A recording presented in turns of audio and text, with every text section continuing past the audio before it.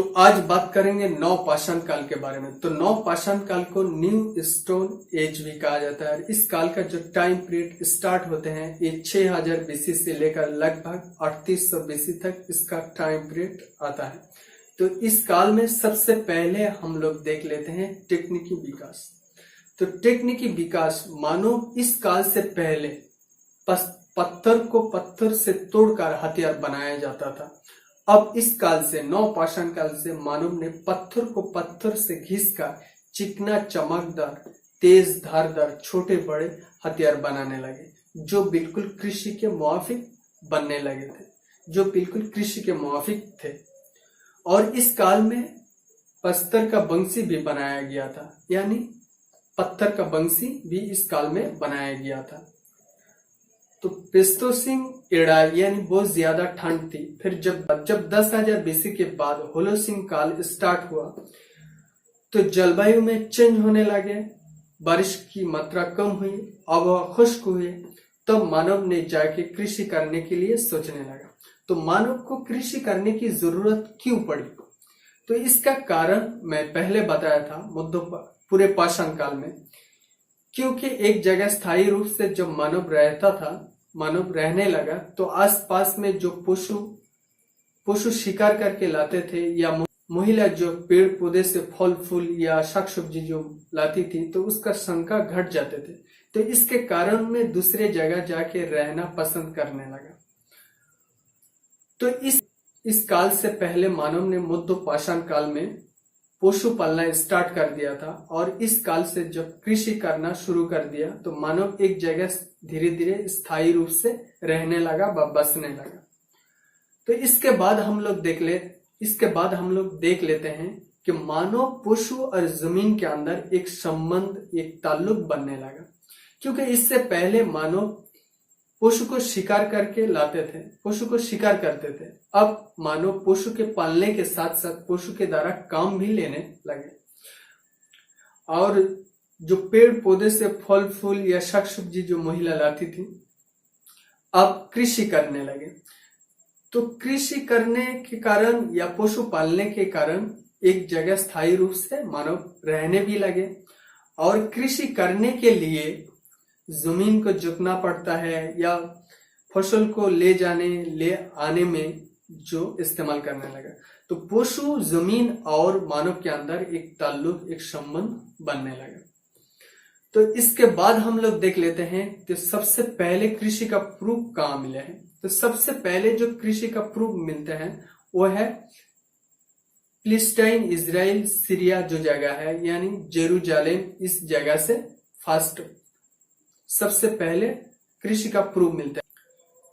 तो हम लोग थोड़ा पीछे से देख लेते हैं कि अल्लाह तबारक तआला कुरान बाइबल में बताया कि मैं दुनिया को बनाया तो सबसे पहले समंदर के ऊपर एक झांक यानी एक फेना तैयार की, और फेना तैयार किया, और फेना के ऊपर एक मिट्टी का स्तर बनाया।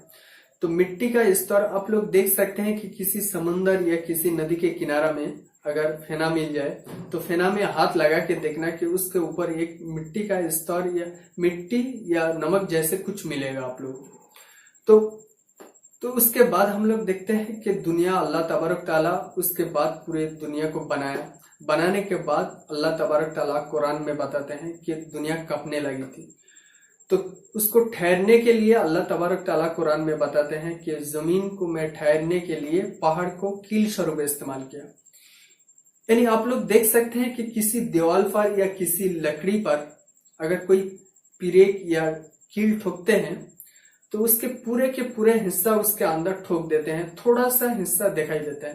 तो जो हम लोग बड़े बड़े पहाड़ देखते हैं उससे कहीं ज्यादा हिस्सा जो जमीन के अंदर है। तो उसके बाद हम लोग चलते हैं कि अल्लाह तबारक तआला जमीन को खूबसूरत बनाया। फिर उसके बाद हवा और आदम और हवा को दुनिया में भेजे हैं। तो हवा को तो अरब ममालिक में भेजे थे और आदम अलैहिस्सलाम को श्रीलंका में उतारा गया था। तो श्रीलंका से कोच करके यानी सफर करके अरब ममालिक में जाके वहीं जाके बस गए थे। तो आदम अलैहिस्सलाम को अल्लाह तबारक ताला कुरान में बताते हैं कि हर जमाना के एतबार से उस नबी को इल्म दिया जाता है, यानी ज्ञान दिया जाता है। तो इसी तरीके से आदम अलैहिस्सलाम को कृषि का ज्ञान दिया गया था। तो इसका तो प्रूफ हम लोगों को मिले नहीं, तो इस कृषि का ज्ञान दिया गया था। तो ये तो कुरान में बताया गया। तो हिस्ट्री में आदम अलैहिस्सलाम का तो कुछ प्रूफ मिला नहीं, लेकिन उसके खानदान में बाद में जो बहुत सारे नबी आए थे, जो कुरान में बताया गया, जो जेरूसलम यानी फिलिस्तीन इजराइल में जो बसे थे, तो यहीं से कृषि का प्रूफ मिलते हैं और यहीं से बहुत सारे चीज भी मिले हैं। तो कुरान और हिस्ट्री और बाइबल तो यहीं से मिल जाता है। तो इसके बाद हम लोग देखते हैं कि यहीं पे माने इस जगह से क्या क्या मिला। तो गेहूं और जौ मिला है। और ये जो जगह अरब ममालिक, इसको मिडिल ईस्ट भी कहा जाता है, क्योंकि ये वर्ल्ड के बीचों बीच है। एक साइड देखोगे तो यूरोप, अफ्रीका और एशिया, अमेरिका थोड़ा दूर है। तो और ये बिल्कुल बीचों बीच है, इसलिए इसको मिडिल ईस्ट भी कहा जाता है। इसके बाद इस जगह को गेहूं और जौ मिले हैं। इसके बाद पूरब में आएंगे तो पूरब में मेहरगढ़ यानी बलूचिस्तान, तो पहले भारत का हिस्सा हुआ करता था, अब पाकिस्तान में है। तो ये बलूचिस्तान में एक जगह है मेहरगढ़। तो यहीं से धान कुठार और 3 प्रकार के धान भी मिले हैं और गेहूं और जौ मिले हैं। तो इसके बाद और पूरब में चलेंगे, पूरब में आएंगे तो इंडिया में इलाहाबाद के पास एक जगह है बेलन घाटी में कुलडीवा। तो यहीं से भी कृषि का प्रूफ मिलता है। तो यहीं से कृषि का प्रूफ मिलता है। और इसके बाद हम लोग और पूरब में चलेंगे तो थाईलैंड में कृषि का प्रूफ मिलता है।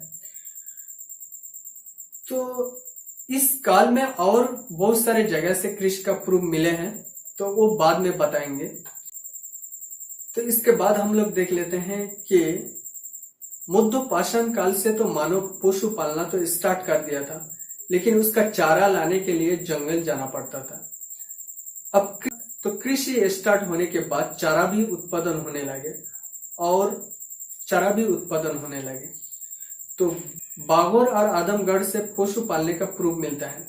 और बेलन घाटी चौपानी मंडू से मित भांडों का भी प्रूफ मिलता है। तो मित भांडों में खाना पकाने के साथ साथ अनाजों को रखने की भी प्रूफ मिला है। फिर धीरे धीरे मानव ने चौबूतरे पर सब्जी भी अनाजों को रखने लगे। और फिर इसके बाद धीरे धीरे मानव ने धान कुठार भी बनाने लगे, जो मेहरगढ़ में मिला है। इसके बाद हम लोग देखते हैं कि गतिविधियों महज एक आर्थिक सच्चाई नहीं थी, बल्कि ये संस्कृति में भी प्रभावित किया, क्योंकि अनाजों को एक दूसरे को सहायता के लिए व हेल्प करने के लिए एक दूसरे को दिया जाता था। तो ये लेन देन, रिश्तेदारी और बंधुत्व में बहुत ज्यादा मजबूत रिश्ता बन गया था। तो इससे ये सिस्टम आज भी कहीं दूर गांव में आप लोगों को ये सिस्टम देखने को मिल जाएंगे। तो इस वीडियो को यहीं तक समाप्त करते हैं और इसके सेकेंड पार्ट और थर्ड पार्ट इसके बाद बनाएंगे। तब तक आप लोग अपने आप को ख्याल रखिए और इस वीडियो को देखने के लिए थैंक यू सो मच।